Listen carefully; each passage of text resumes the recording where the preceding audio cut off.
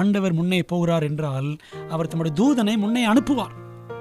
ஆண்டவரே நம்முடைய தூதர்களை அனுப்பி வழியெல்லாம் சபைப்படுத்துங்க அப்படின்னு கேட்குறோம் ஆண்டவர்கிட்ட. பொண்ணு பார்க்குறோம், மாப்பிள்ளை பார்க்குறோம், ஆண்டவரே நம்முடைய தேவதூதனை அனுப்பி அந்த மாப்பிள்ளையை எங்களுக்கு காட்டுங்க ஆண்டவரே, அந்த பெண்ணை எனக்கு காட்டுங்க அப்படின்னு நினைக்கிறோமா? எவ்வளோ டவரி வாங்கலாம், எவ்வளோ நகை கேட்கலாம், இப்படி தான் கணக்கு போடுறோம். இன்னொரு இடத்துல அதே யாத்திரை 23:28 பாருங்க. இஸ்ரவேல் ஜனங்கள் கானான் தேசத்தை போய் சுதந்திரிக்கணும்.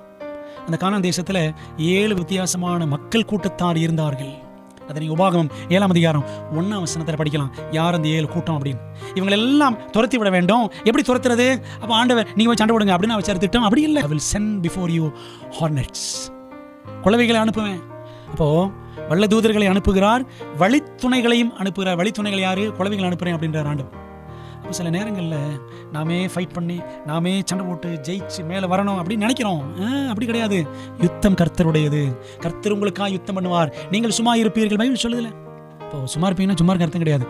ஆண்டவரை சார்ந்திருக்கணும், ஆண்டு மேலே விசுவாசமாக இருக்கணும், ஆண்டு நோக்கி நாம் அமர்ந்திருக்க வேண்டும். அப்போ ஆண்டு நிச்சயம் வரான்.